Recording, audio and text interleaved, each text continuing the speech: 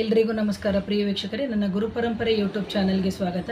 ಎಷ್ಟೋ ಜನ ಕಷ್ಟಪಟ್ಟು ವಿದ್ಯಾಭ್ಯಾಸ ಮಾಡಿ ಮುಂದೆ ಬಂದಿರ್ತಾರೆ, ಅಥವಾ ಮನೆ ಕಟ್ಟಿಸಿ ಮುಂದೆ ಬಂದಿರ್ತಾರೆ, ಅಥವಾ ಸೈಟ್ ತೊಗೊಂಡಿರ್ತಾರೆ, ಅಥವಾ ಒಡವೆಗಳು ತೊಗೊಂಡಿರ್ತಾರೆ, ಅಥವಾ ಹೈಯರ್ ಎಜುಕೇಷನ್ ಮಾಡಿರ್ತಾರೆ, ಅಥವಾ ಫಾರಿನ್ ಟ್ರಾವೆಲ್ ಮಾಡಿರ್ತಾರೆ, ಅಥವಾ ಫಾರಿನ್ಗೆ ಅಂತ ಹೇಳ್ಬಿಟ್ಟು ಮಕ್ಕಳನ್ನ ವಿದ್ಯಾಭ್ಯಾಸಕ್ಕೆ ಅಂತ ಕಳಿಸಿರ್ತಾರೆ.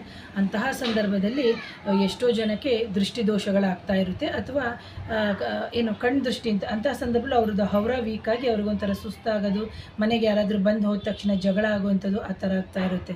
ಸೊ ಅದನ್ನು ಬಂದವರು ಅಯ್ಯೋ ಹೆಂಗೆ ಕಟ್ಕೊಬಿಟ್ಟಿದ್ದಾರೆ, ಹೇಗೆ ಮಾಡ್ಕೊಂಡ್ಬಿಟ್ಟಿದ್ದಾರೆ ಅನ್ನೋದೆಲ್ಲ ಇರುತ್ತೆ.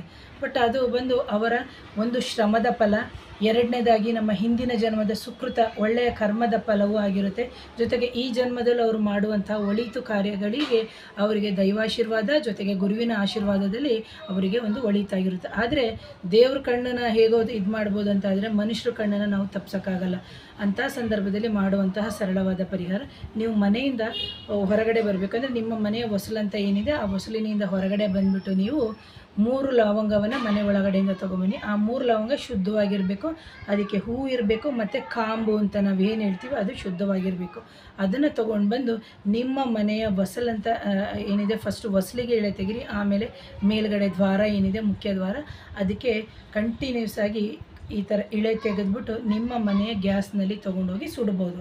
ಅಕಸ್ಮಾತ್ ಹಿತ್ತಲಿನಲ್ಲಿ ಜಾಗ ಇತ್ತು ಅಥವಾ ಪಕ್ಕದಲ್ಲಿ ಜಾಗ ಇತ್ತು ಅಂತಂದರೆ ಅಂಥವರು ಸಮೇತ ಹೊರಗಡೆ ಸುಡ್ಬೋದು. ಹಿತ್ತಲಿನಲ್ಲಿ ಜಾಗ ಇಲ್ಲ, ನಾವು ಅಪಾರ್ಟ್ಮೆಂಟಲ್ಲಿ ಇದ್ದೀವಿ ಅಂತ ಹೇಳಿದ್ರೆ ನೀವು ಒಳಗಡೆ ಗ್ಯಾಸ್ನಲ್ಲೇ ಸುಟ್ಟು ಈ ಪರಿಹಾರವನ್ನು ಮಾಡ್ಕೋಬೋದು. ಇದು ಸತತವಾಗಿ ನಿಮಗೆ ಆದಾಗೆಲ್ಲ ಮಾಡ್ಕೋತಾ ಇರ್ಬೋದು ಪ್ರಿಯ ವೀಕ್ಷಕರೇ. ಇದಕ್ಕೆ ಯಾವುದೇ ರೀತಿಯ ರಿಸ್ಟ್ರಿಕ್ಷನ್ಸು ಇಲ್ಲ. ಹಾಗಾಗಿ ನನ್ನ ಚಾನಲ್ನ ಮೊದಲನೇ ಬಾರಿಗೆ ಯಾರಾದರೂ ನೋಡ್ತಾ ಇದ್ದರೆ ಚಾನಲ್ನ ದಯವಿಟ್ಟು ಸಬ್ಸ್ಕ್ರೈಬ್ ಮಾಡಿ, ಶೇರ್ ಮಾಡಿ, ಕಮೆಂಟ್ ಮಾಡಿ. Thank you.